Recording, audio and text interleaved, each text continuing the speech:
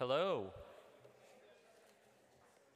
Welcome to the ReFed Food Waste Solutions Summit.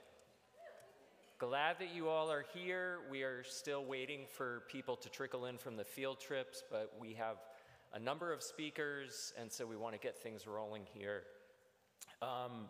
You're going to hear this tomorrow, but this is the biggest summit that we've ever had.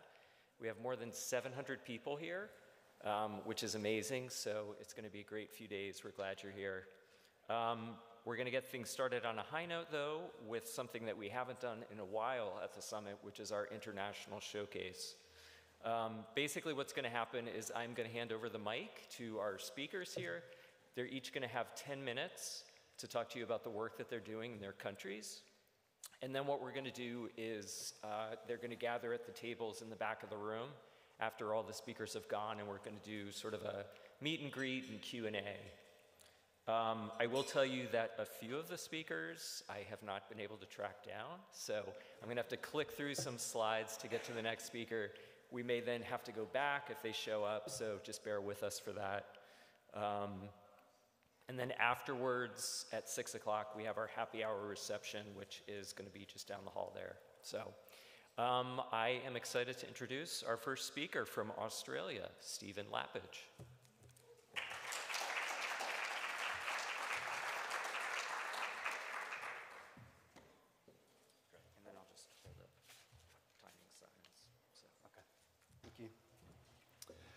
Thank you for the opportunity to present here today. I'd like to acknowledge my colleague here, Sam Oakton, who is from Perth. I'm from Adelaide, and this is my first time at ReFed, so take it easy on me, okay? I'm from End Food Waste Australia. We started life in 2018, and some of you may have heard our previous name. Sorry, is this really echoey? No? Okay. Our previous name, Fight Food Waste CRC. So we started life as a cooperative research centre, very focused on industry research, and then we developed from there, and I'll go through that very quickly. So as to why we reduce food waste, all of you here know this incredibly well, but I'm just going to run through a couple of the key statistics. So Australia has a population of around 27 million, and around a third of that population lives in homes those homes are food insecure. Now, for a lucky country with a very high GDP, that's an incredibly disturbing figure that around a third of our population is food insecure still. Yet we produce enough food to feed 75 million people. The average household wastes about $2,500 worth of food each year, and yet 78% of people want to reduce their food waste. So there's community will there to change in this area. You would know the statistics around the planet, around 10% of global greenhouse emissions come from food waste. And the big figures in Australia that you may or may have not seen is 7.6 million tonnes of food waste produced at a cost of $36 billion a year. That does not include the social costs or the environmental costs, so it would be significantly more than that. So in 2015, Australia committed to halving food waste through being part of the United Nations Sustainable Development Goals. And we took it to the next level in our National Food Waste Strategy, which was released in 2017, because we committed to halving all food loss and waste from paddock to plate, edible and inedible. So we set the highest possible target for ourselves, and that's what we're trying to achieve. The National Food Waste Strategy has 4 key areas, and you can see them there. And when I go through our new structure, you'll see a direct alignment to that for some reason. We are a truly national collaboration. And we have multiple offerings within the one organisation. We deal with over 100 partners on any given day, and probably deal with another 100 companies again that aren't directly signed up to the organisation through things like sector action plans. So we have 4 key pillars under our new structure. We still have the End Food Waste Cooperative Research Centre, which is all about industry-focused R&D with the private sector. We have the Australian Food Pack, which Sam here runs, and sector action plans, which is pre-competitive space where we get a sector together, such as horticulture, to work out where the hotspots are in food waste in that sector and make recommendations to industry and to governments around what can be done about that. We are starting to move more into the policy area, which we haven't played in much before, And we're also starting, we'll embark on a nationwide consumer behaviour change campaign later this year. So very exciting time for us. We've been going 6 years in terms of our deliverables so far. I will let you look at some of those headline figures there, but there are some pretty amazing facts. Things like 190 million meals donated by the Australian Food Pack partners, 38 signatories so far, which makes it one of the larger packs around the world, $60 million in savings from partners in the Australian Food Pack. We're in the process of delivering 10 sector action plans that map a lot of Australia's food waste hotspots, and we've delivered 44 projects with industry around creating value out of food waste. And we've just received, well, last year, $10 million to embark on a nationwide consumer behaviour change campaign. Our target is 2030 and beyond. Our vision is Australia without food waste. So 2030 is just that little hiccup on the way to achieving our vision. It's just still going to take quite a bit. So the one figure I probably should mention below, how are we tracking? That's what I get asked all the time. And in terms of if everything we've delivered so far through our various pillars comes off as we had planned, as our impact modelling has predicted, we will reduce food waste in Australia by 18% by 2030. If everything comes off from our total investment, and we've still got another 6 years of funding, another 4 years of funding in different aspects, then potentially we will achieve 27% reduction, so we'll be over halfway of achieving that 50% reduction. What that means, though, is we're still, that will only get us to where the UK and the Netherlands is now, and we've still got a long way to go and no money to deliver it. So we're in the process of delivering a strategic business plan at the moment to attract that additional funding to get us to that 50% mark. But of course, it's not just us, it's our partners, state governments, territory governments, industry that also need to deliver to achieve that target as well. And that's what's really covered in that there. We have been largely reliant on government funding so far, and we need to diversify our income streams to become a financially sustainable organisation into the future. I'll just finish on a little video. Did you know that protecting this and feeding everyone on it means rethinking how we treat food? Because globally, 10% of greenhouse gas emissions come from the food we waste. In Australia, we produce enough food to feed 75 million people, yet millions of Australians go hungry every day. Over 1/3 of all food goes to waste, costing our economy a staggering $36 billion a year. None of it adds up. It's time for change. Australia has a plan to halve food waste by 2030, and End Food Waste Australia has a vision for an Australia without food waste beyond that. It will take new ideas, supported by world-leading research, led by the End Food Waste Cooperative Research Centre.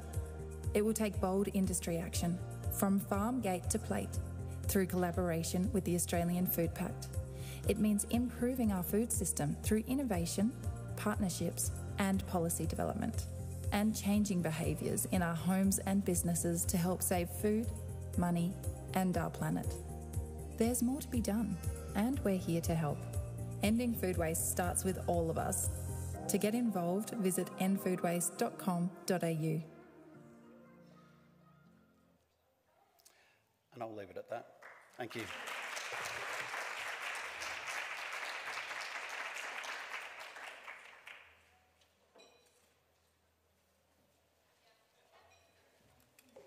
All right, thank you, Stephen. Our next speaker is Alciona Silva from Brazil.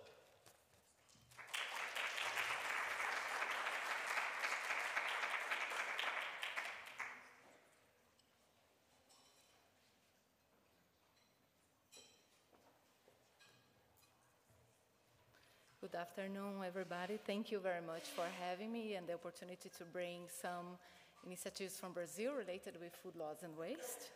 Let me check how to change these slides here. Here? The green? Oh, okay.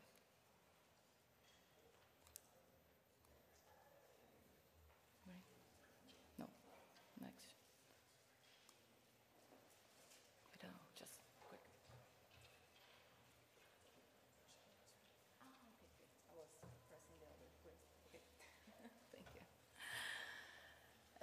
So I'm founder of a social business impact called Connecting Food. We are specialized in food redistribution, and Connecting Food has started from my changing career. I used to work in a corporate world, and I decided to bring all my technical knowledge and my life to solve the food waste in Brazil, or at least to bring solutions for food waste in Brazil. And as you must know, Brazil has a lot of people that go in hunger every day, so it's a social and, it's a social and environmental problem there. So this is the result of our daily routine. Yeah? I'm always used to say that while we are here, people are getting nutritious food every day through our work. So for now, we are presented in the 27 Brazilian states and more than 300 cities. So we apply technology, processes, and work with networks to connect surplus food with people and in social vulnerability. Yeah? So we've already complemented more than 27 million meals since 2018. And a little bit of Brazilian context. So we have more than 70 million tons of food that is being wasted every year.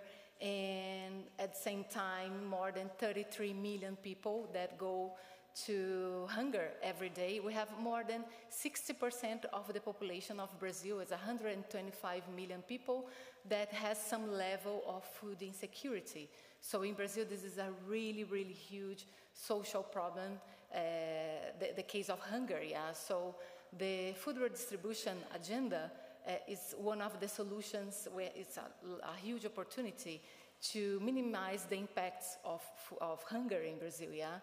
But the food donation represent less than 1% of directing a surplus food in Brazil.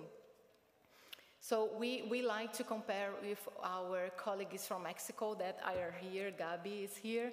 And it's interesting to notice that Brazil has 3 times more food banks, and we capture almost less than half of the total of food amount in comparison with Mexico. So if we just reach where we are 0.3% of food that is being redistributed. So if we go to the 1.5% of Mexico, for example, we could close the food insecurity gap in Brazil for more than 3 million people. So, of course, now we have reasons to believe that this is possible. We can capture, if we just consider the manufacturing, retail, and food service part of the supply chain, we can capture is less than 10% of surplus food. So it's a considerable amount of food waste that is available in urban centers. So it's good solutions, logistic solutions can be achievable in these locations. And most of this food are fruits and vegetables. So we can apply also a good nutritional ingredient to the most vulnerable people. Of course, I don't know if you know the dimensions of Brazil. Brazil is almost a continent. Yeah, the country is huge. And of course, we do not cover all the country with food banks. So definitely we need to apply new technologies, new processes, new networks to make this food, the surplus food, reach vulnerable people. So our goal as a food impact company is to use the representation of Carolina Maria de Jesus. She's a Brazilian writer, and she writes about how is to be in hunger every day.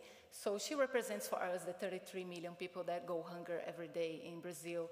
And now we are working on getting partnerships and movements and all the resources provided by organizations and the private sector to build a new food redistribution network in Brazil, in addition to the ones that already exist.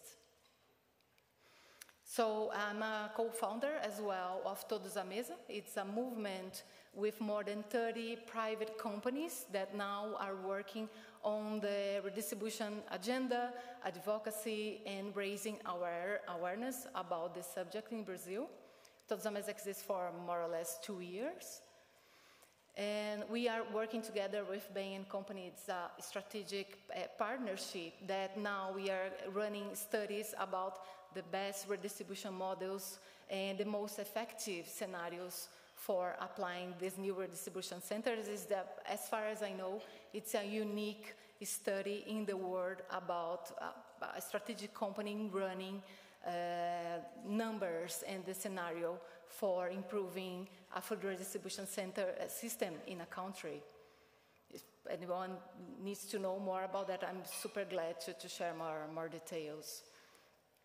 So here today, I'm here on the event to be open to strengthen collaboration and how we can talk about the food redistribution agenda, how we can reach resources, how we can share Brazilian knowledge about this topic specifically, yeah? Because food redistribution definitely can be a solution for fighting hunger. So we are just open here together to create more images like this one, so that surplus food must be on the plates of people, and specifically on the most vulnerable people in Brazil and in the world. Thank you very much.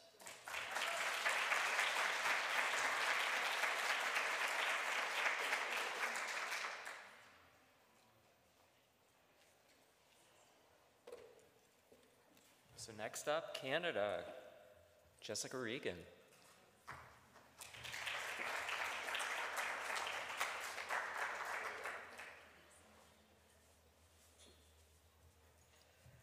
Hi, everybody. It's great to be here. Thanks so much for welcoming me today.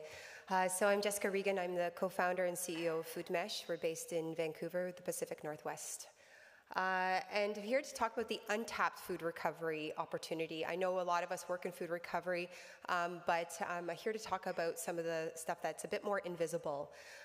So we should probably just start saying the known facts. Obviously, at a food waste conference, I think we were speaking to the converted. Everyone is pretty well understood of the problem at hand.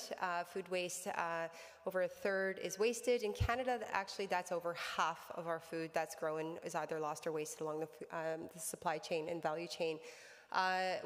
We've got food insecurity and, of course, our greenhouse gas emissions. But as we look under the cover, there's lesser known stats. So there's a lot of focus with government on households and consumer behavior, but a lot of this food is happening before it even hits our households. And even at the retail, which is 12 and 14% in Canada, that's twice the profit margin is their shrink levels. So of that, only 4% of the food that is rescuable is actually rescued. So there's a lot of work that we need to do, and getting that data is very difficult, but I think we're making some pretty good progress. I'm sure all of us have seen the report from ReFed released back in April about the where our food is going. It's really important that we're now able to start to get some really credible research and baselining on where our food is going in that end destination. So it's great. It looks like 15% of our food is going to charity donations, 6% to farm, which is representing about a 22% rescue rate to charities and farmers, which is a really solid, a really great thing. It is worth noting that a third of this is unknown, so there's still a big black hole in terms of where our organics are going, and this is a mystery that we really do need to solve, and we need to start having those conversations. But what if I were to tell you that 22% is great, but what if I were to say that we could do 3 times that? We have hundreds of thousands of data points from a network of thousands of charities that we work with and several brands to show that if we can donate about, on average, 75% of shrink from groceries to charities and farmers alone. That is not even compost or any other destination. So this is the work that we're focused on with Food Mesh. So Food Mesh is a food recovery platform designed to help businesses reduce waste, feed more, and to save money. So we're a B Corp, we are a registered business, and our job is to basically do three things. It's to help connect, to coordinate, and track the movement of unsold food to a network of almost 3,000 organizations. And where we sit is an ecosystem, is providing the technology and tools to support this growing and thriving and vibrant ecosystem that is continuing to emerge. There's a lot of innovation in this space. There's a lot of hardworking people. Oftentimes this work is invisible, and our job is to help put a spotlight and showcase the amazing work that's happening with our food charities, our farmers, the brands, and so forth.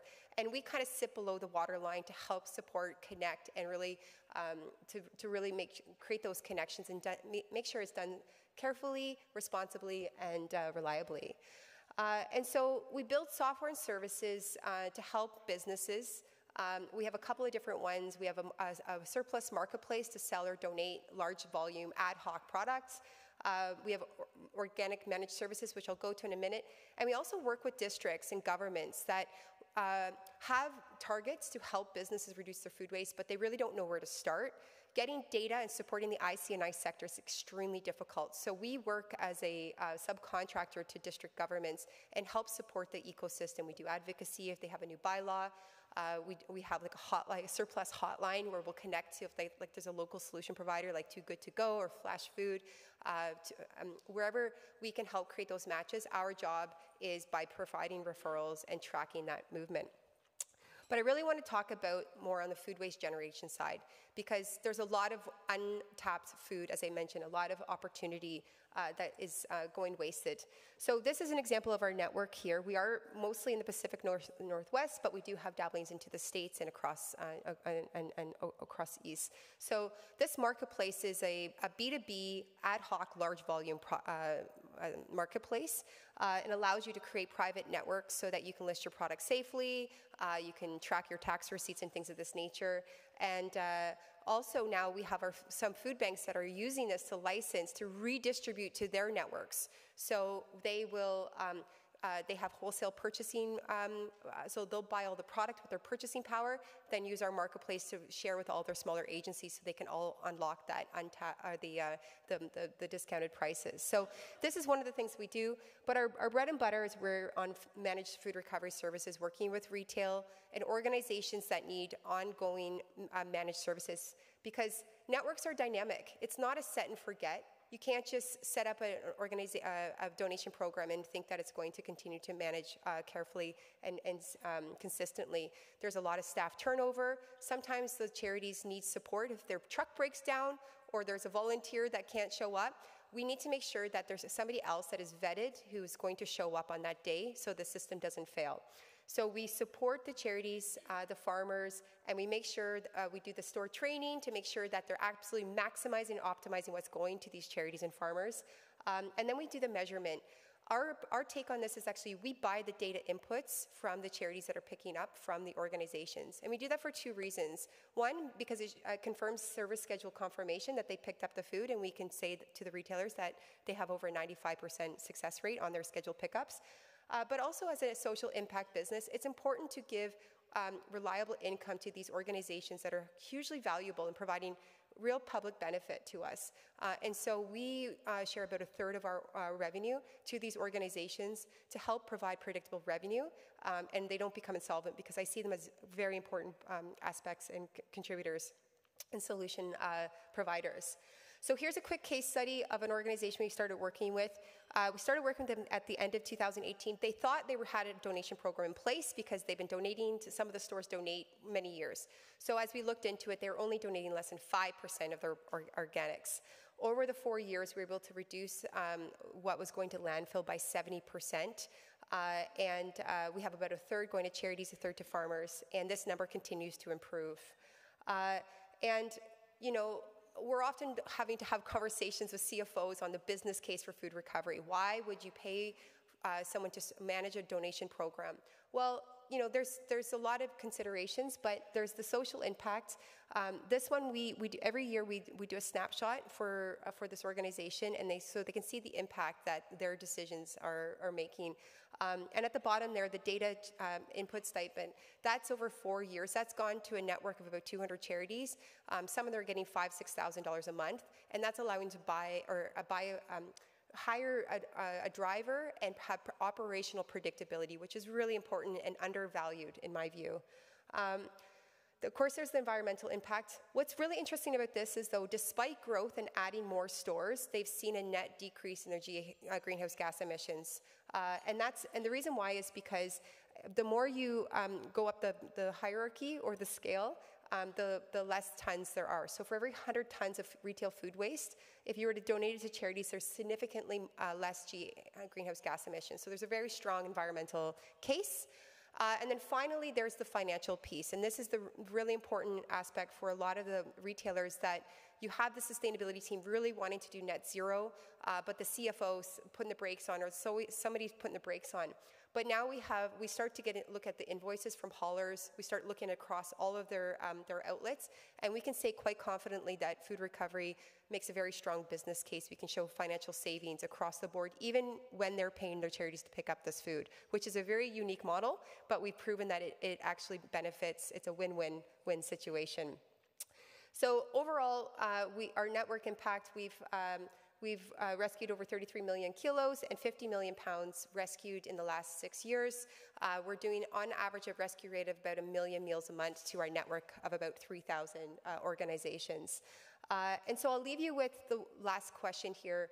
You know, if you are in the food business and you are donating less than half of your food to either charity or for farm feed, you are leaving opportunity on the table. You are probably paying more than you need to your haulers, and there's much more you can be doing. So I really encourage you to start looking at the industry benchmarks, take a cold hard look at your own footprint, and look around to local solution providers, because they're there, and if you can't find them, you can call us and we'll help you find them. So thank you very much.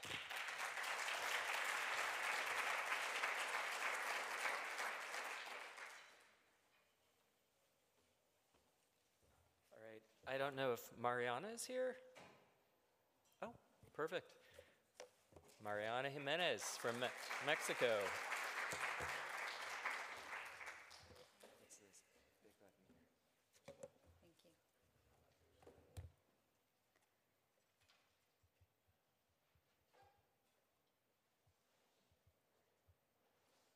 Thank you very much. Good afternoon, everybody. I'm Mariana Jimenez. I'm the CEO of the Mexican Food Banking Network, and I'm thrilled to be here to talk to you about what we are developing in Mexico and how we are achieving our goals to both address food loss and waste and food insecurity.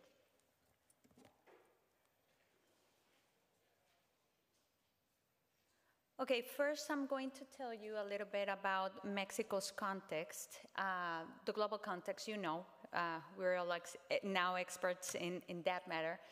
But in Mexico, every year, 30 million tons of perfectly safe, suitable for human consumption food is being lost or wasted every year. Similar of throwing away every minute two trucks full of food, trucks similar as the one you see in the picture. While 44 million people are living with some food insecurity, and 10 million people, 10 million Mexicans are going hungry.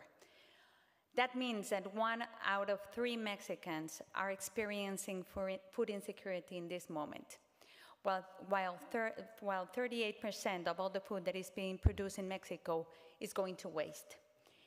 That also has an important environmental impact, because in Mexico, all the food waste generates the same emissions of 16 million passenger cars. The latest IPCC synthesis report states that reducing food loss and waste is and will be a cost-effective and viable strategy to reduce global emissions. And that's why we adopt this pyramid of the Agency of the United States of Protection, the Protection Agency of the Environment of the United States, and we are prioritizing in 2 actions. One is preventing surpluses by implementing voluntary agreements that my colleague Gabby is going to tell you more about alongside with RAP, which are our partners in the voluntary agreements in Mexico. And the second action that we are really making great efforts is to assure that food stays in the human supply chain, because we think that it's immoral that people go hungry while a lot of food is going to waste. So we are prioritizing actions to fight hunger and to fight food loss and waste. And here is how food banks in Mexico work. For the past 30 years, we are recovering and redistributing surpluses through all the value chain to prevent both food insecurity and to address food losses and waste. How do we do it? We rescue surpluses through all the value chain. We sort out and classify all the surpluses that we receive in donation. And we design food packages with the help of nutritionists in order to give away the best nutrition to our beneficiaries, while we identify people that really need this help. After that, we deliver every week or every 2 weeks these food packages to both community groups and charities in Mexico. These are our main sources of surpluses recovery. We source fresh fruits and vegetables and produce from the Mexican field and also from food markets. We have partners in the food industry, retails and customs also. And in the past 10 years, we have been recovering food from hotels and restaurants. BAMEX, which is our name, is how we are being known in Mexico, is part of the global food banking network. And nowadays, we're the largest food banking network of the global network. We are a network comprised of 58 food banks, and we have presence in 30 of the 32 states in Mexico.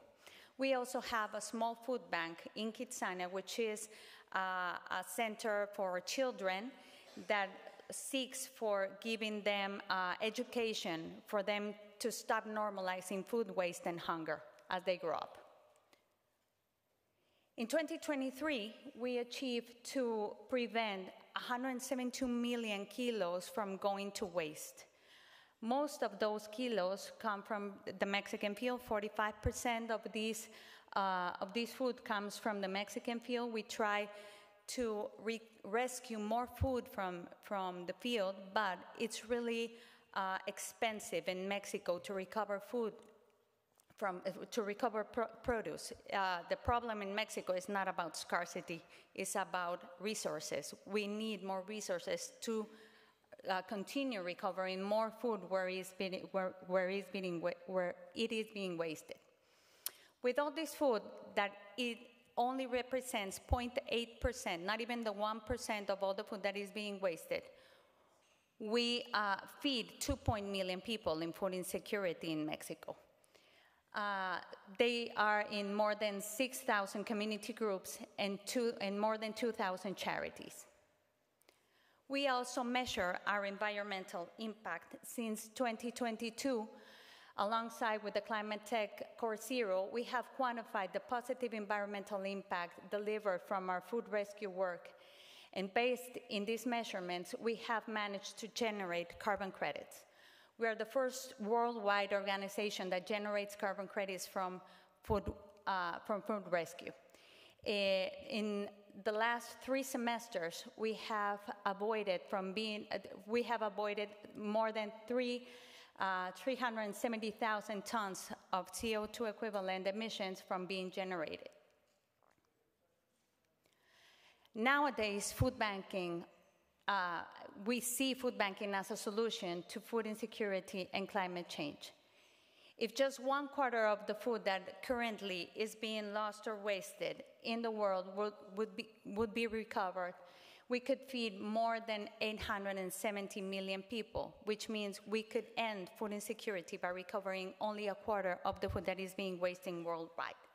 In Mexico, with only 1%, we feed more than 2.5 million people. But if we could recover 10% of all what is being wasted, we could end food insecurity in Mexico.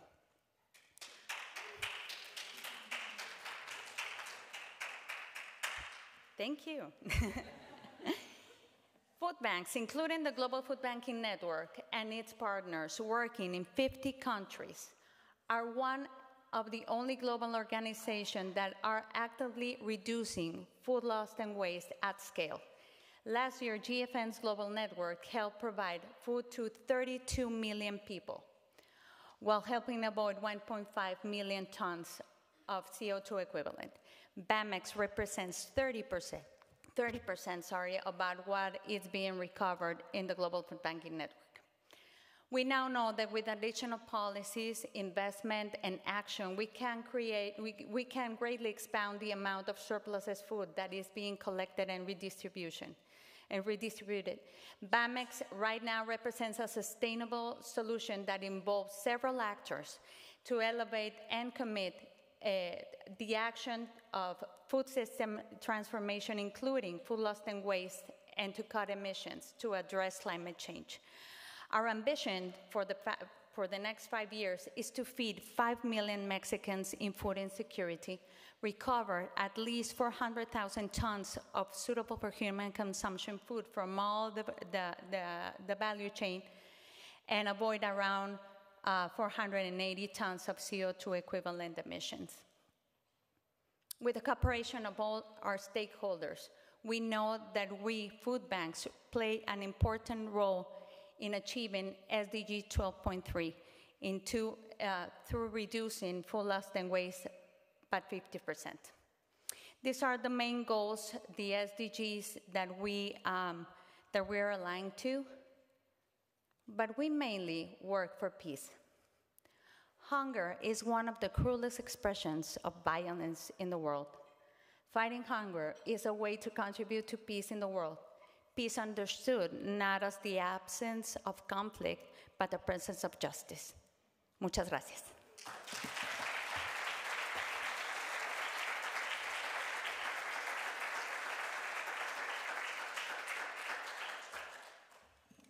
Thank you. We have New Zealand, Lisa Bush.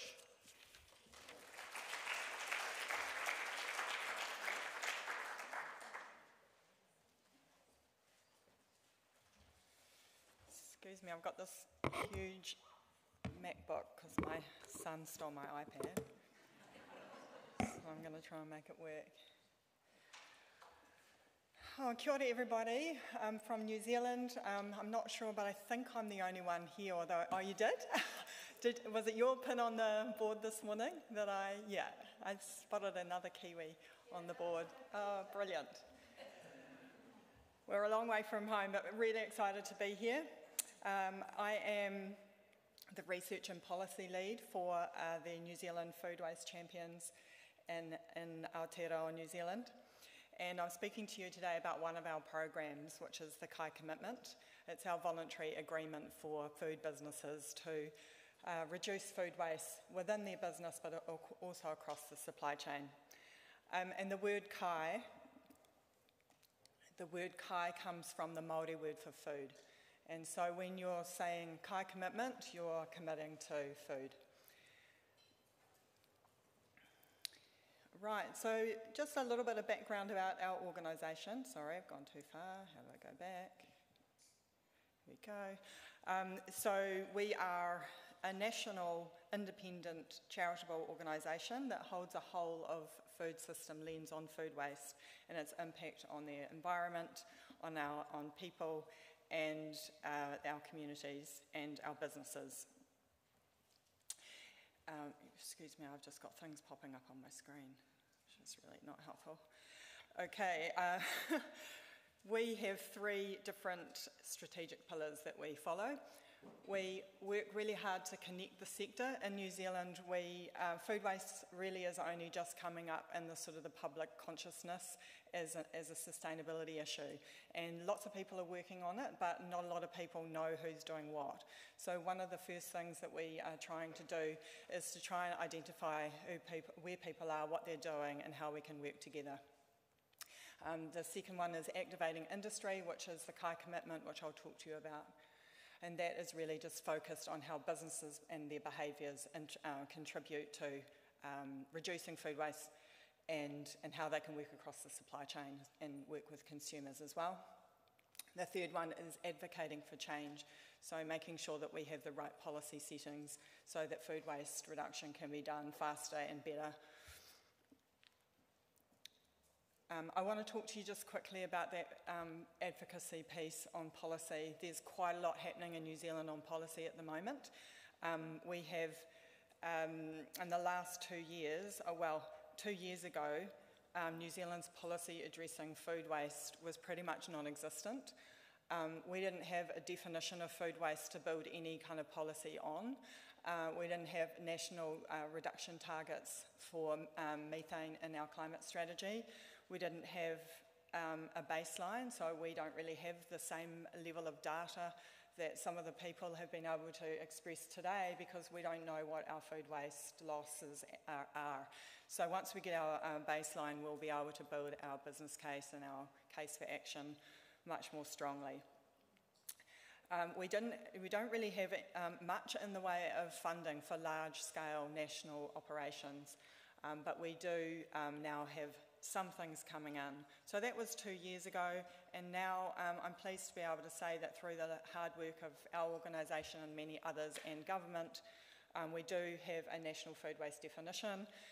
We do have emissions reductions from methane from waste in our national climate strategy.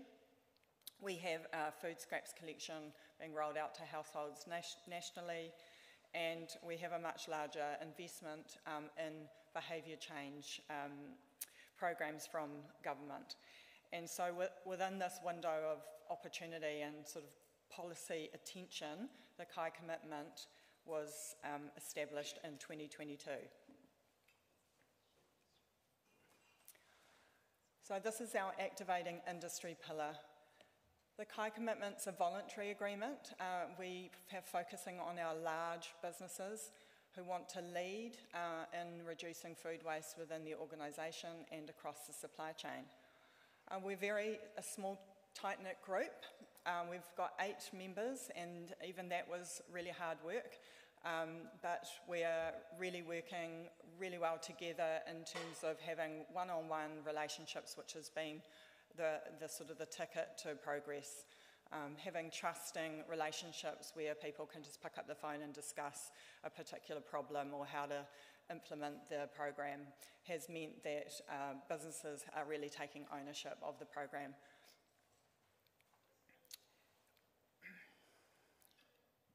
I'll just talk to you a little bit about the detail of the program. So you'll recognise the Target Measure Act headline framework, which a lot of businesses are being encouraged and governments are being encouraged to work with in order to have a simple framework to think about how to reduce food waste. Well, our businesses, when we've got them together and started introducing the food waste, the framework to them, they said, well, we want to collaborate, we want to talk to each other, we'll join if we get to do that. So we, from the beginning, made up the fourth category of the framework, which you're all welcome to adopt, which is Target Measure Act, Collaborate. And so we work across the whole of the supply chain. We've got public-private funding. We have a 3-year term to make some impact and hopefully longer after that. And really our focus is to help businesses facilitate. We sort of have a facilitation role rather than a technical expertise role.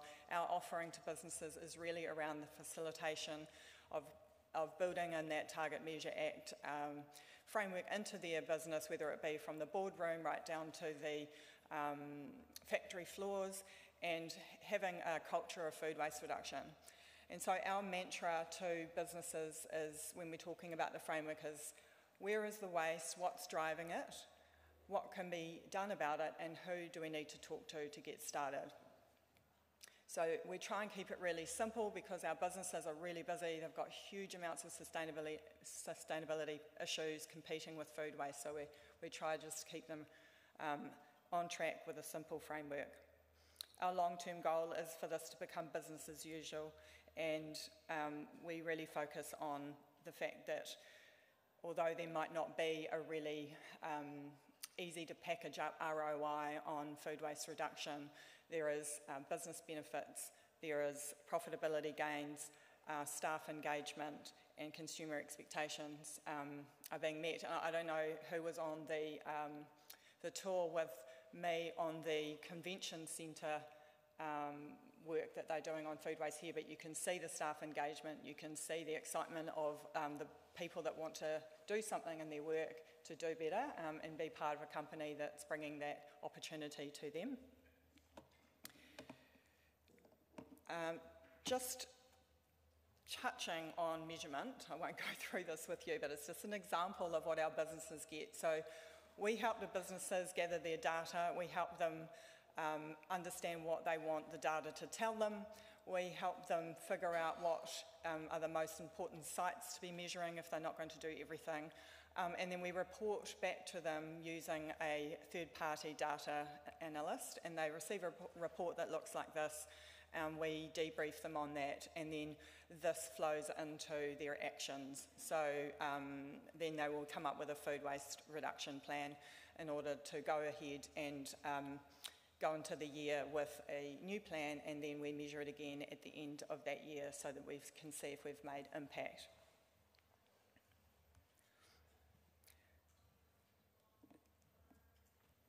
We help businesses take action across the food recovery hierarchy.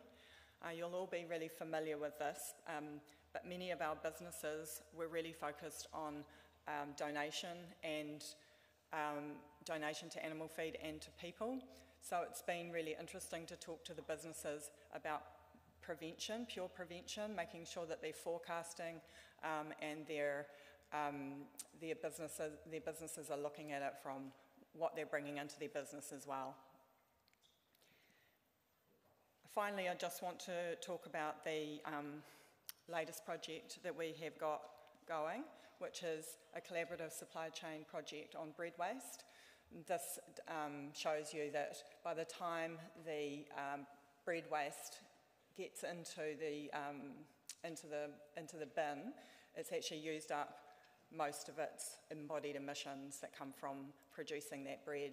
So we've chosen this as a collaborative project to work with our businesses so that we can see if we can get some of the waste out of the bread value chain. And I'll just flip to this finally. This is our latest output where we're connecting the sector by mapping it out. So our generators of waste are along the big circles along the outside, so they're the businesses. Against that, we've mapped our solution providers against where they sit across the hierarchy. And then in the inside, you've got your researchers, your strategists, your sustainability consultants. And that is, as I said at the beginning of understanding how we're all working and how we can all connect. So we're excited to be part of this global network. I'm really looking forward to speaking to as many people as possible. And this is our little team back in New Zealand, and we're really keen to hear from you at any time to connect on what everybody's doing. Thank you.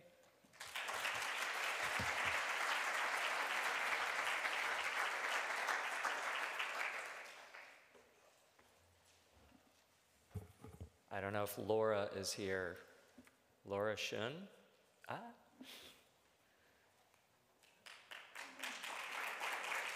Laura Shun for Nigeria and Kenya. So it's that, and that goes back. Okay, thank you. So, hi everybody. I'm Laura, and I'm a research associate at Busara. And yeah, today I'll quickly talk you through about what's happening in sub-Saharan Africa and how we are taking an approach to look at it.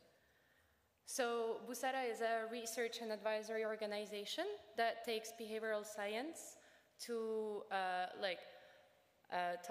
see the impact of interventions. So for example, we do a lot of process evaluation, impact evaluation, those kind of things through like quasi-experimental or also like secondary like research. So yeah, like we work in a lot of countries in the global south, but mostly in sub-Saharan Africa, especially in Kenya, where our headquarters is based. So yeah, what we know is that there's a lot of food waste. So according to the Food and Agriculture Organization, 30% of harvested crops in sub-Saharan Africa are wasted. What we know less, though, is that that there is like a lot of food insecurity. So yeah, in 2020 there was 65% of the population that was in moderate or severe case of food insecurity. So yeah, eventually what we think and what seems pretty straightforward is that food choices are ultimately a behavioral issue, right? When you're choosing to consume something or not, it is because of a bunch of biases or heuristics that you have ingrained in your way of thinking. So this is why we think that behavioral science, for example, is a good approach to look at food waste and food consumption. So what we are doing in collaboration with the Posner Foundation is that we are looking at traditional markets in Kenya and Nigeria, and how can we change the perception around less visually appealing produce, right? So how are we doing this? So this is actually the second year of our project, and last year we first actually started scoping for what is happening or what should be done. So we try to understand at the level of consumers, what do they think about less visually appealing produce? Do they consume it? If not, why not? But also at vendors, right? What do they do with produce that does not look good? Do they decide to like hide it? Do they decide to sell it for a lesser price? So different things. Then we also try to understand what are all of the other factors, also structural at the supply side, that make that some of the food is wasted, right? So are there issues at the transport level? Are there issues at the storage level? So all of those different things. Then what we did is mapping the different behaviors that both the consumer and the vendor goes through while consuming, during the process towards consuming fruits and vegetables, and especially less visually appealing ones.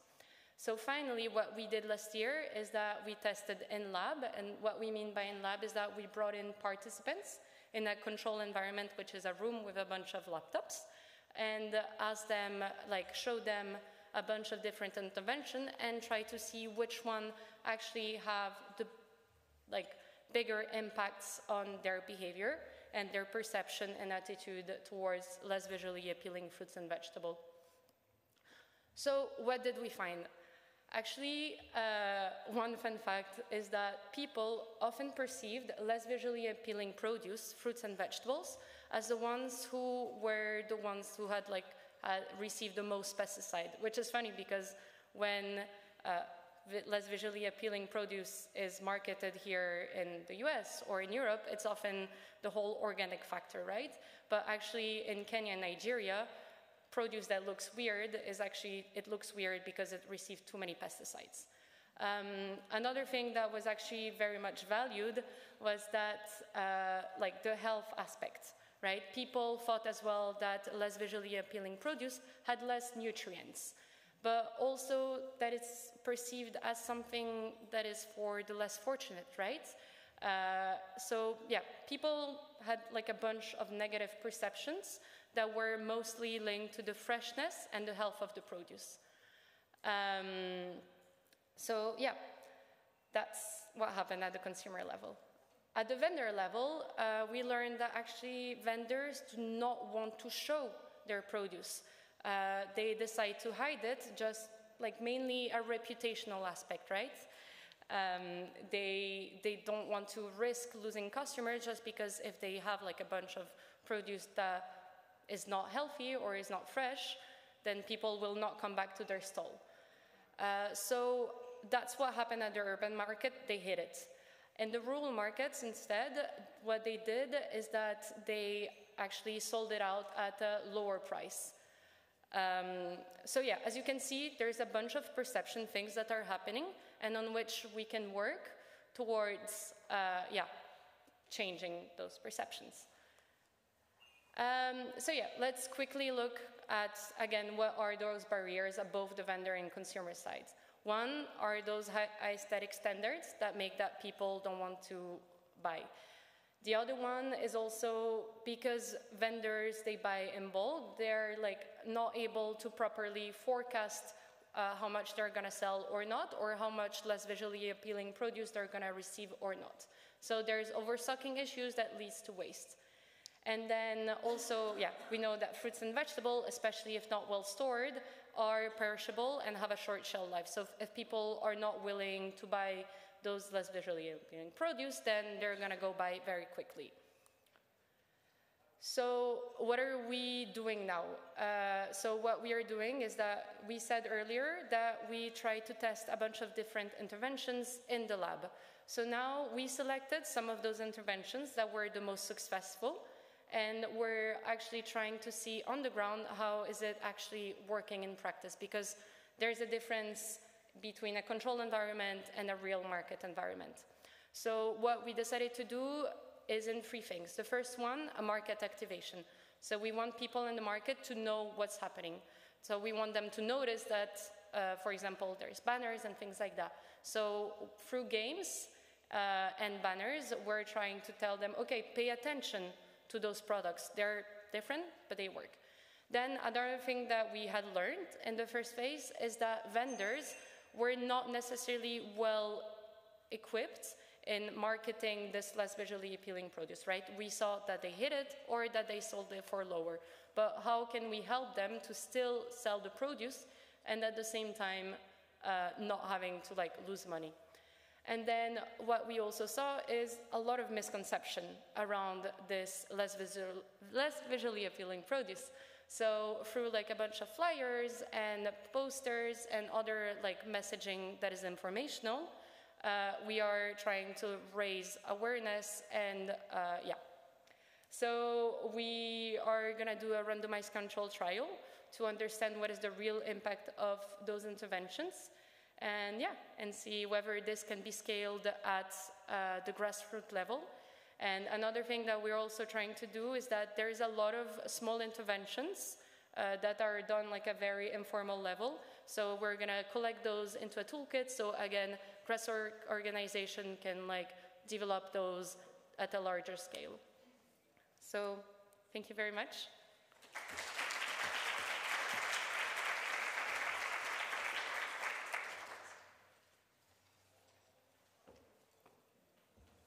All right, now we have Sanne Stroosnijder from the Netherlands.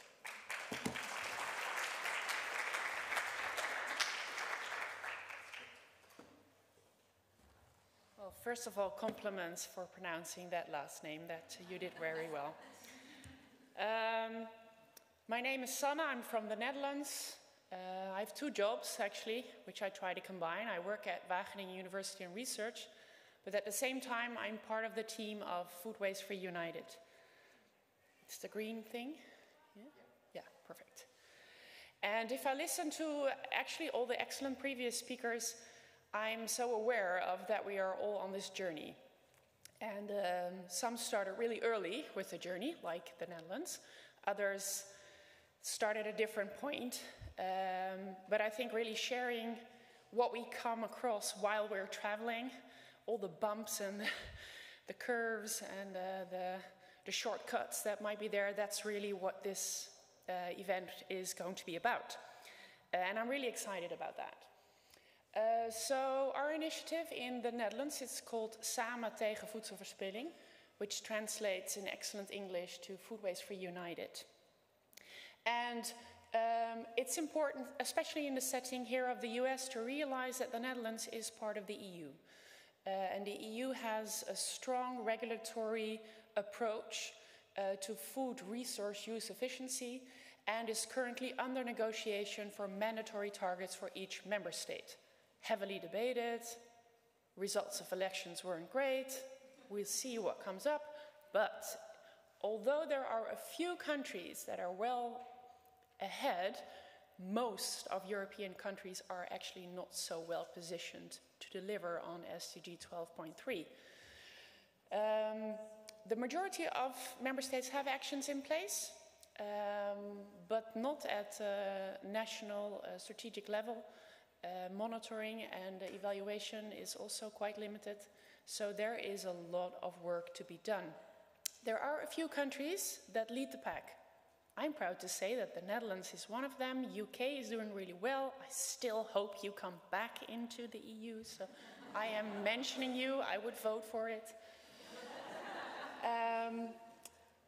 And then if I zoom into what we are doing in the Netherlands, we have been going at it for quite a long time. And it started actually, just to take you with me on that very windy road, we started in 2009 when our government actually committed to a first target, which was then 20%, which was upped in 2015 when we adopted SDG 12.3 as the Netherlands. Which we actually also combined with funding the Champions 12.3 coalition, which was then set up. It was funded by the Dutch government. But it took us quite a while we were yearly measuring our food waste at national level, and actually EU funding within a research project that my university led together with RAB from the UK to really come up with a national strategy. And that was in 2017 when I joined the organization. So I sort of hit the wave while it was really going up. We started with a task force called Circular Economy in Food. Nobody got it. Nobody was talking about circularity, but I think we were ahead of our game then. So we actually changed that towards food waste free. United, but we started with 25, so I was really inspired also by the New Zealand strong but small coalition. There is so much more to grow from there. We started with 25 partners from the industry, and we developed a national roadmap, and that really collaborated and accelerated into a coalition and ecosystem approach in the Netherlands that now has over 100 stakeholders from full supply chain. We have, pretty similar to some of the other slides I've seen, an integrated approach. So we measure and monitor everything that we do, or at least we try. We all know how hard that actually is, how much money it costs, how much effort goes into it, how difficult it is to convince companies to share data, but we do. We work with companies, sector by sector. I'll explain a bit more about that later. We have a special long-term consumer behavior change campaign. We'll talk about that more tomorrow in depth. And we have, which is very often referred to as policy work, we have a separate action line that focuses on changing the rules of the game. So all these systemic barriers that we need to overcome while we are on that road towards halving food waste.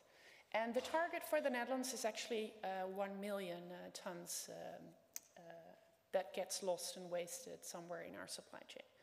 So this is our voluntary agreement, farm to fork, factory to restaurant, including consumers.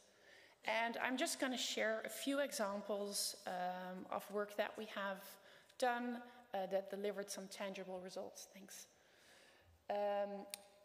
So we worked quite a long time already with retailers in a voluntary commitment. They report to my university on a confidential basis, and we aggregate that data, and we published our first benchmark, I think it was in 2018 actually already. So we've run the third or fourth benchmark now.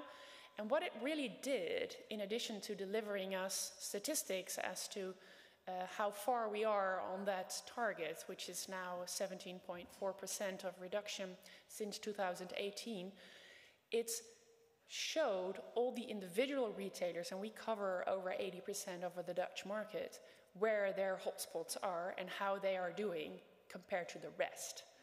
And that creates this sense of competitiveness, but also fear of missing out on like startups or services or technology providers that can really help them deliver on their targets. that's what you actually want to see as a sector approach. That's creating the dynamics in a sector, and they are all looking at each other. That's really interesting, what it did. We also see that some of these retailers are going so strong that they will deliver on SDG 12.3 within their own operations before 2030. And they are, of course, now looking towards their supply chain all the way up to the consumer. They are upping the game, and that's really quite interesting to see how that works. And we hope, of course, this is credits to Lidl, actually, in the Netherlands, that also is a dynamic that we can create in other sectors. We have made great progress with industrial bakeries, for example. So bread, I think, is for many of these national strategies a hotspot. But we are also working with the meat processing industry, with fruits and vegetable associations, really trying to draw in those players, create that level playing field, confidentiality, trust, collaboration. They do not share everything, but they do all wish and explain the need to communicate about this jointly. So that's, I think, also really important of this collaboration and strategy. The sector-based approach also allows you to draw in certification schemes, standardization organizations, and that also leads to the trickle-down effect of not preventing food waste and displaying your efforts as something which you do additionally and that you can profile yourself on, but will in the end become part of everyday operational business. So that's something that we see now at the horizon. It's going to be very interesting. 2 more minutes, wow. Unilever has a very interesting waste warrior model. That's actually something they do internally. That's really sharing experience and knowledge across the businesses. And they've been so successful in the Netherlands that they now have upped that to all 17 countries. You can check, they've published on this. We see also quite a lot happening in the repurposing of side streams and food waste towards feed. I'm going to skip it because this is way too interesting to do really short, but come and find me at the table if you want to learn more about this, because this is very scalable, and we have an excellent example of a Dutch company, really a game changer, that actually jumped from the Netherlands to the US, Kipster. If you want to learn more, I'm not on their paid promotion team, but I really believe in their model. Then a food waste-free week will be on the topic tomorrow as well. This has become really big.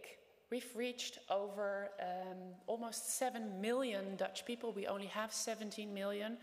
And 35% of all Dutch people actually made an extra effort in this week. And this is something that is, for the largest part, actually funded by the private sector. 30 seconds, wow. We have to intensify our efforts. Although we are always considered a front runner in the world in this space, we do see a decline, or actually our decline in consumer waste, we see it slowing down. So that means that we have to up our game, we have to increase our efforts. At the same time, we also have to find new ways of integrating our approach with the different domains. In industry, we are currently facing a massive food, feed, fuel competition in Europe, which is really difficult to change. So a lot of the efforts that we have and the impacts that we have been making are now at risk of actually being turned around. I would love to continue the conversation with you. I will be here the coming days. Next week, we will invite some of you back to Europe and the Netherlands, because we will also be having our event in European base. And I think this international exchange is super valuable because we can use each other's experience as stepping stones to collaborate and accelerate. Thanks very much.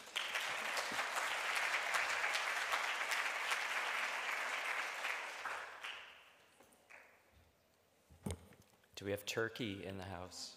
All right.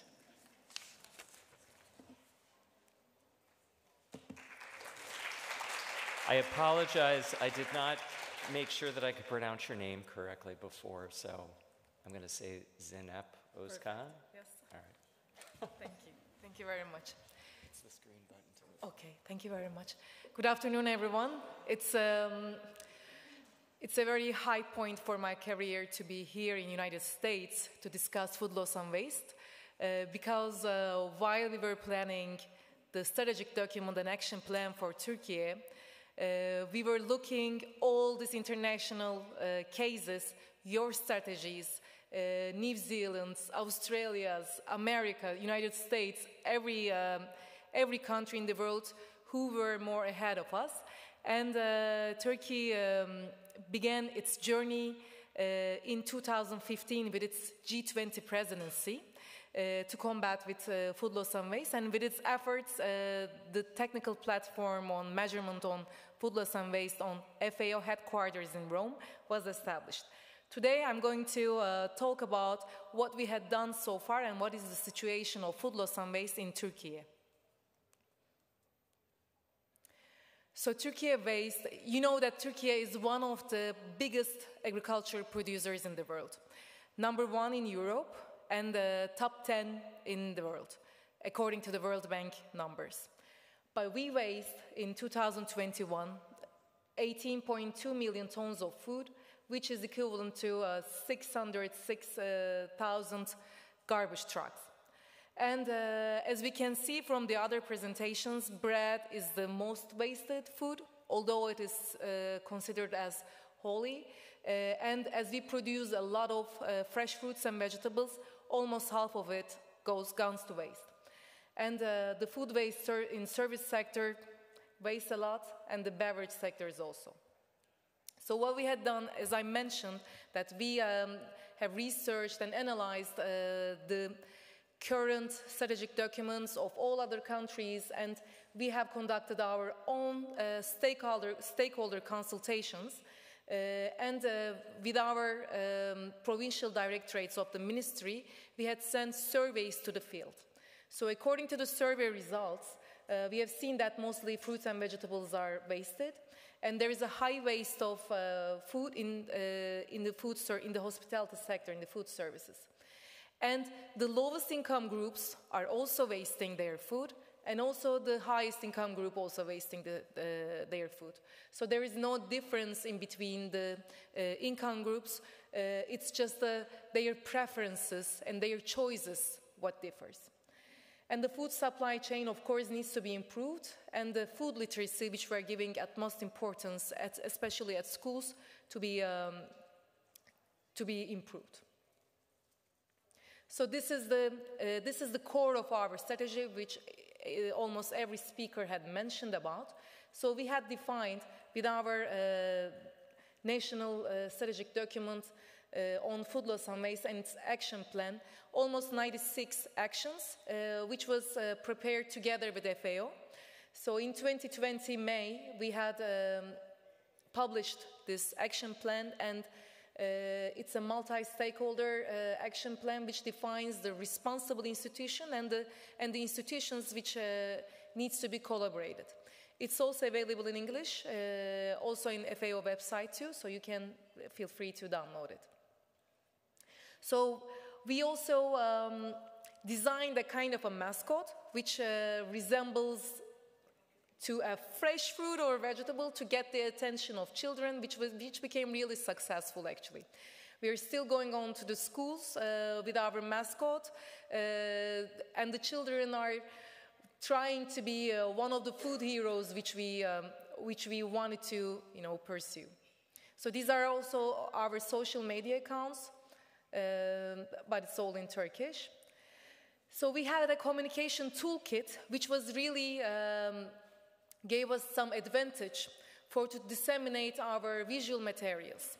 We had pre-designed visual materials for billboards, for posters, for bus stops, for schools, and the most unknown issue, even the retailers doesn't know the difference between the use by and the best before date, so we prepared really simple brochures. And we have conducted a campaign which we broke 2 Guinness World Records, which you pledge to reduce food waste. And we also had a cartoon with the help of FAO. It's a 3-minute cartoon which shows the story of the food coming from the farm to our home. So within these cities, it was all a kind of a voluntary partnership with municipalities, with supermarkets, and everyone was, as this issue is a very positive issue and everybody based, all of the stakeholders in Turkey supported us, and even without any financial contribution from the ministry or government resources, they were volunteered to print those materials, those visual materials, and put there in their markets, because they were also suffering from food waste, and this became a very personal issue for all of the citizens. So these are some examples from our social media accounts, and we had a photo exhibition from Klaus Pickler with the help of FAO, so which was really emotional and helpful to people to understand the visualization of the food waste, which I also saw in the foyer area, a kind of a similar exhibit.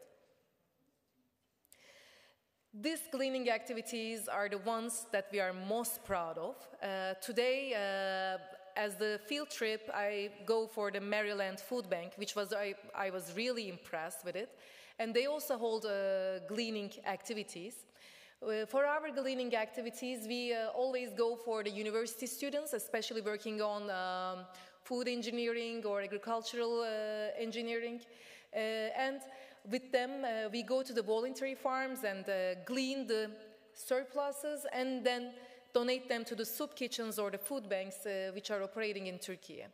So, and then afterwards, if we have time, we go to the historical places of the country, wherever we are.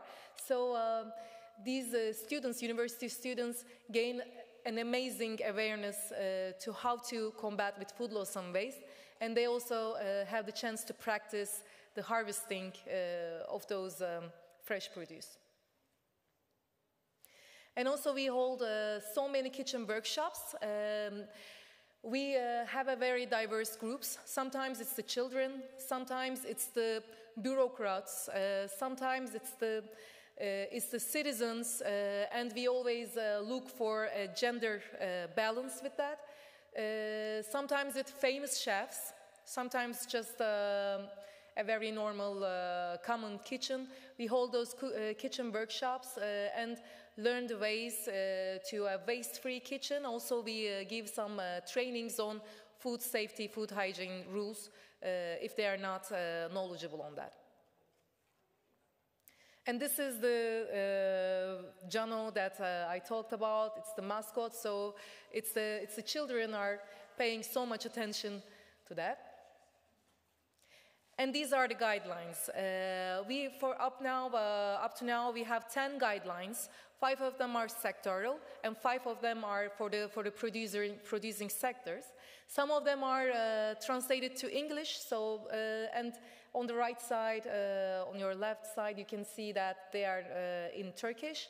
But you know, today everything is easy to be translated.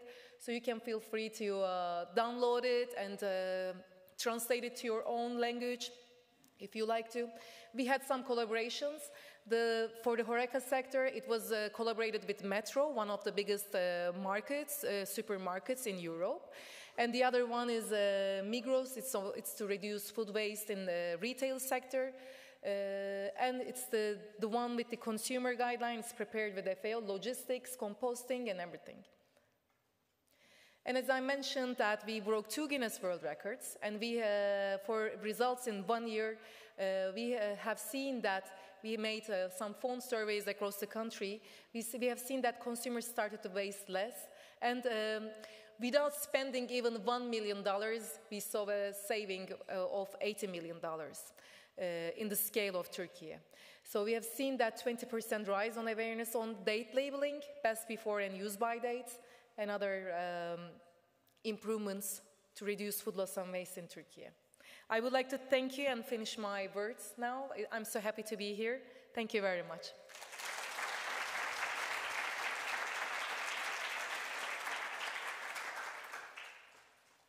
All right, heading into the home stretch with Michael Jones from the UK.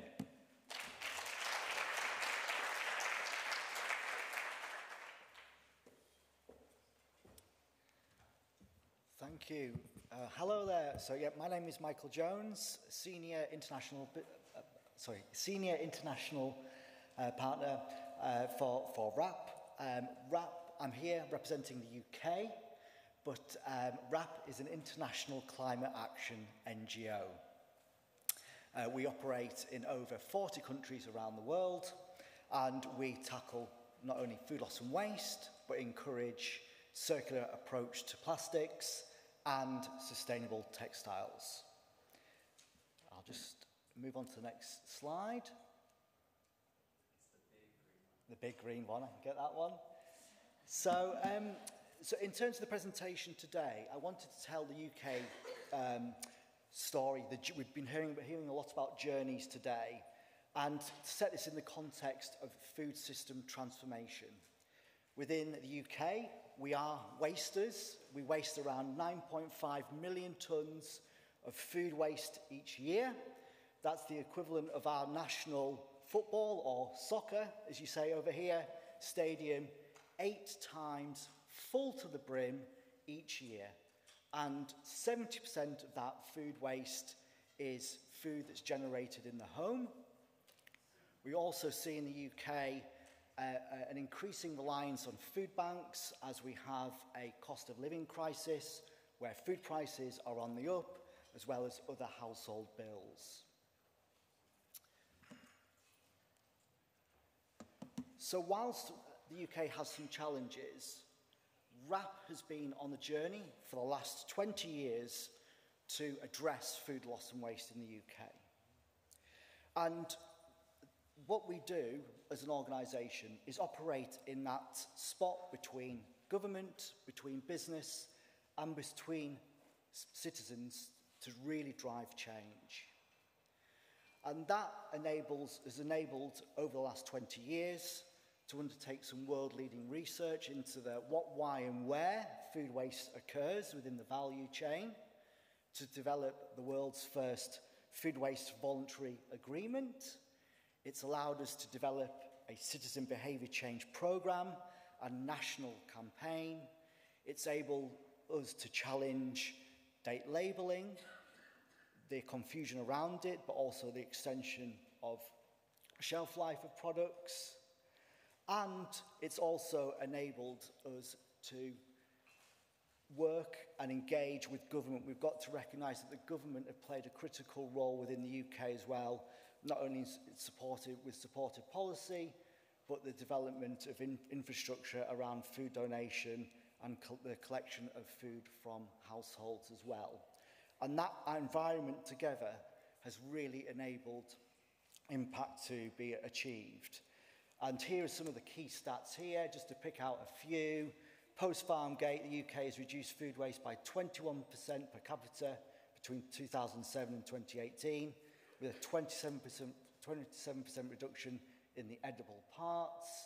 We've seen food redistribution be tripled between 2015 and 2021. And in regard to citizen behaviour change, we've seen actually 4.4 million people claim to have changed their behaviour as a result of a food waste action week, so a concentrated effort. So these figures, they look impressive to some extent, but they're not good enough. We need to scale action. We need to increase the pace if we are to halve food by 2030.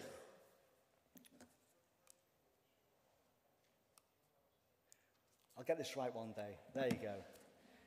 So if we want to scale, if we want to increase the pace, we need to bring our voluntary agreement and all the signatories and stakeholders that are connected to it on the journey with us.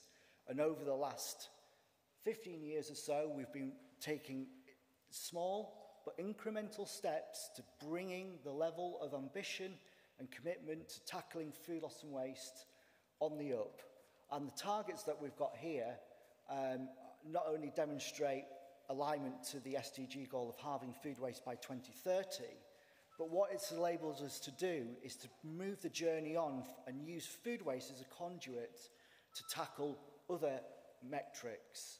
So for carbon, we have a target to reduce to half absolute reduction in GHG emissions associated with food and drink consumption by 2030 in the UK, and a target for water. 50% of UK fresh food and drink is sourced from areas with sustainable water management by 2030.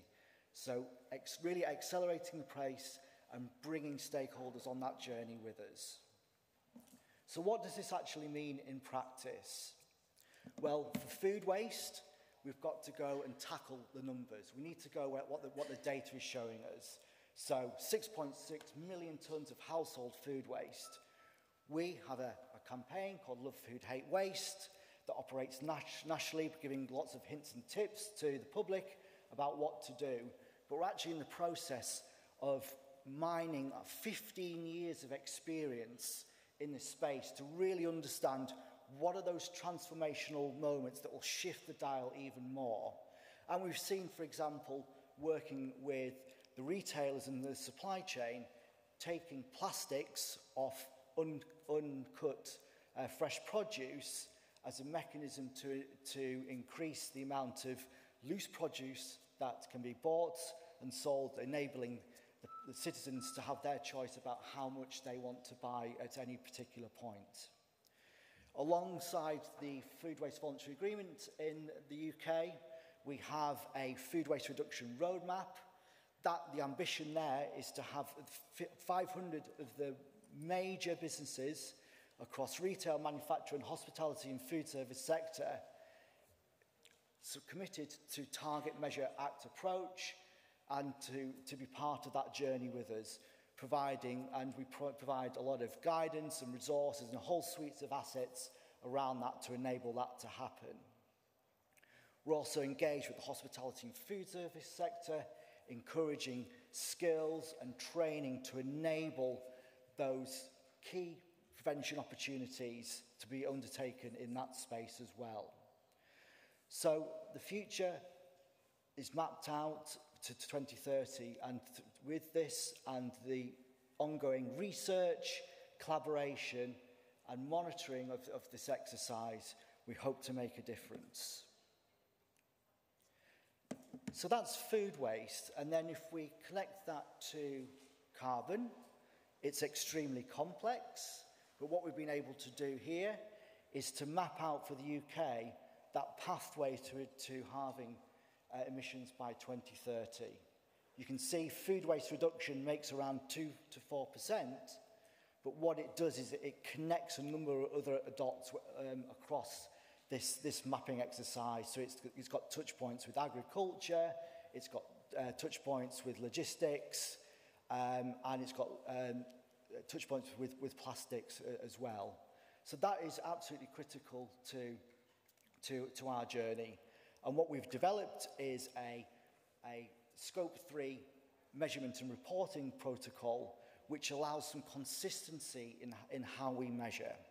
And we've got a cohort of leading manufacturers and brands that are on this journey with us to not only adopt that best practice within their organisations, but to develop and measure and report that progress as well.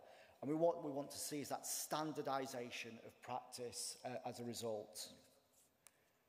And finally, just on water, we have this overarching goal, as mentioned. These are the KPIs which we will measure to ensure that we are delivering on that overarching goal.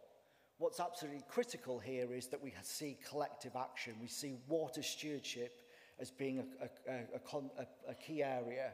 So we're working with businesses, the court-hold signatories, to really engage in that space, to understand where are those critical hotspots, where are those risks in the supply chain, and work with other collaborators to support that space. So we have a journey ahead of us, and what we've seen today and from the conversations and the presentations today, that there's such great international best practice out there. The voluntary agreements can be a network to enable that best practice to be shared. And one final plug before I go, I've seen the marker there. We have a citizen behaviour change lunch tomorrow. if anyone is interested, we've got some limited seats available yet. Let me know. And it would be fantastic to see you there, and we can continue the conversation and journey. Okay.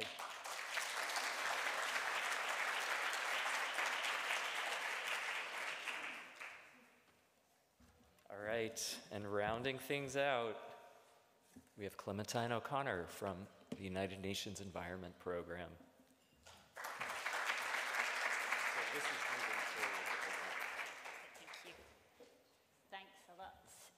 It's a great pleasure to be with you all here today. I'm going to present a global picture of the food waste data, the Food Waste Index report that was published a couple of months ago. We've heard these stats across the last couple of hours. Food loss and waste is 8 to 10% of greenhouse gas emissions, but a major source of methane. We can expect at COP29 a breakthrough being planned on organic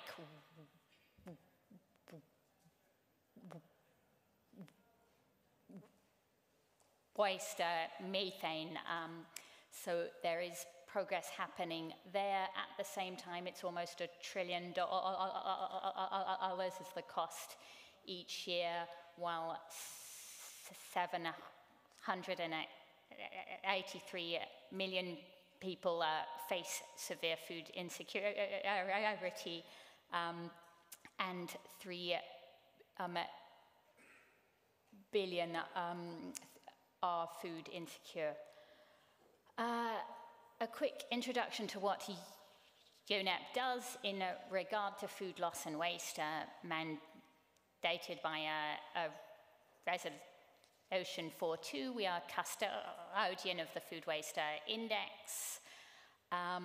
We co-convene with FAO, the International Day of Awareness on Food Loss and Waste, and we will be launching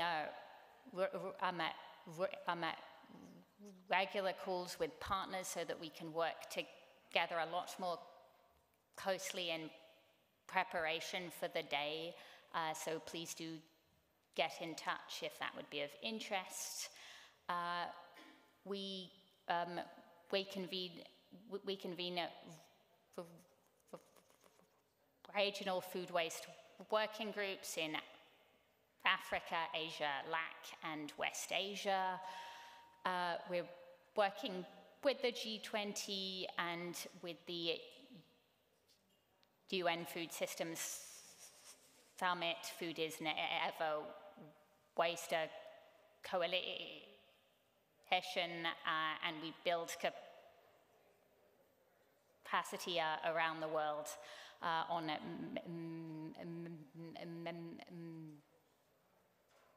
measurement, PPPs, consumer behavior change, and circular food systems, together with RAP. As custodian of the Food Waste Index, we launched slightly earlier in the year the Food Waste Index report, which tracks global progress to halve food waste by 2030. It finds that 19% of food that was available to consumers goes to waste at the retail, food service, and household level. This is 79 kilos per capita per year. This shows that 1 billion meals are wasted each day, and this is enough to provide more than 1 meal a day for each person facing hunger around the world.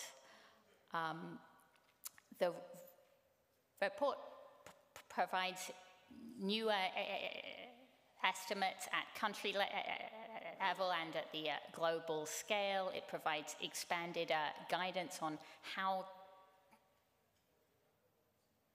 countries can measure food waste and it has a solutions focus on public-private partnerships.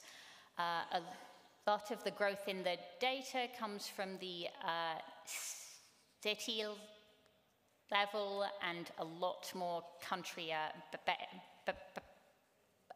baselines are needed. As has been referred to today, food waste is not a rich country problem. The data shows that in almost every country that has measured it, it is significant, and even within countries across income groups. We've recently did a study in Brazil in 3 income groups, and the rate of household per capita food waste doesn't vary significantly. And so this is something that everyone around the world needs help in tackling. However, there are a handful of front-running countries that have achieved food waste reductions at scale. We've heard from a good few of them today, and I saw the data from RAP seems to have increased, so that's great. It was 18% 2 months ago, but glad to see that there's some new data here. So reductions are in the realm of 20 to 30% have been achieved, but only in a very small number of countries. So much more needs to happen, and much faster. We've talked a lot about PPPs today. They are growing around the world, with one in Brazil set to launch in the next year or so, which is fantastic news, and I hope to hear a bit more about that from RAP later in the conference. The report highlights the opportunity for the G20 to take a leading role. There are only 4 G20 countries plus the EU that have robust food waste estimates. This is not enough, and Brazil, under their presidency this year, is being really ambitious and taking a strong stand on this. We will be hosting a large workshop on food loss and waste for the Latin American region in October. So if you do come from there, please get in touch and join us. The 2025 NDC revision process is critical. There are so far only 21 countries that have included food loss or waste in their NDCs, and much more needs to be done there. And so, just to conclude quickly, food waste is a global problem, and it occurs around the world. We know that significant reductions can be achieved, and the time to act is now. Thanks.